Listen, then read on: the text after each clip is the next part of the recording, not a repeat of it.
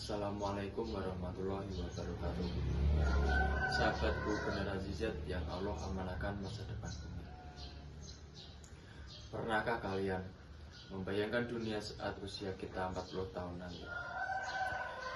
Ilmuwan memperingatkan, suhu bumi naik drastis, es kutub mencair, kota pesisir tenggelam, dan krisis air melanda.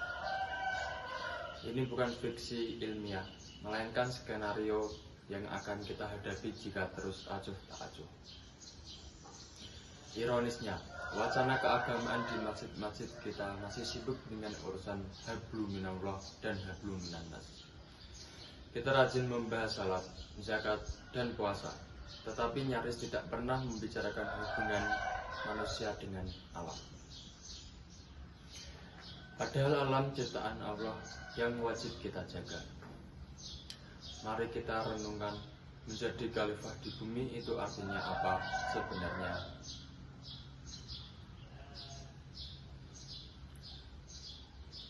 Pertama, tafsir ulang konsep khalifah.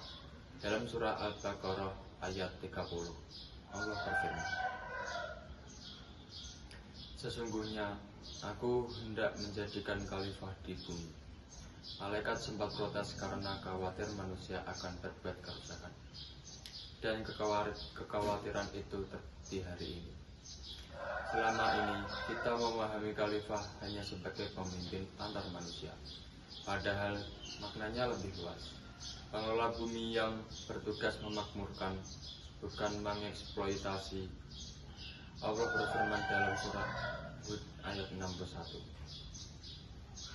Dia menjadikan kamu pemakmurnya, kata istiqmar, berarti menghidupkan.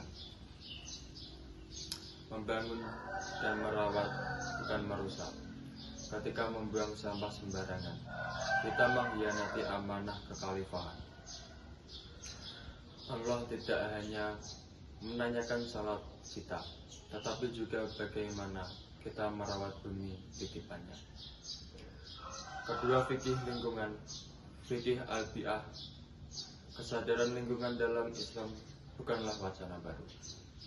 Ulama klasik telah membahasnya dalam konsep Ihya al-Mawad, menghidupkan lahan mati, hima, kawasan lindung, dan larangan israf berlebihan.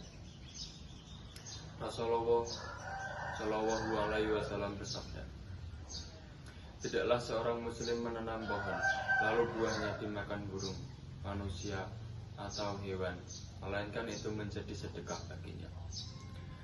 Hadis riwayat Bukhari.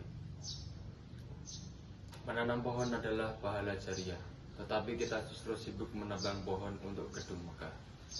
Allah melarang kerusakan dalam surah Al-A'raf ayat 56. Jangan berbuat kerusakan di bumi setelah diciptakan dengan baik.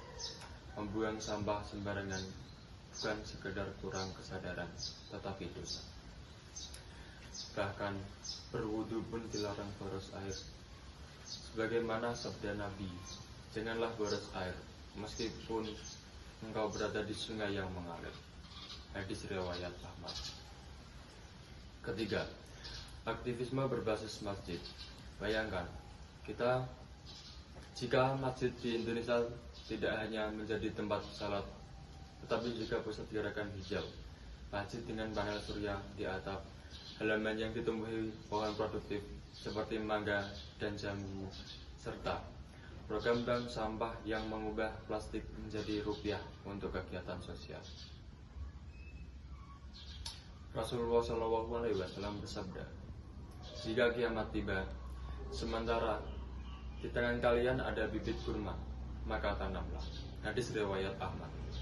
Bahkan di akhir dunia sekalipun, kita diperintahkan untuk terus berbuat baik kepada bumi.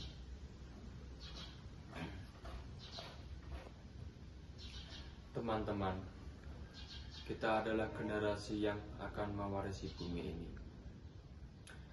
atau justru mewarisi kehancurannya. Pilihan ada di tangan kita.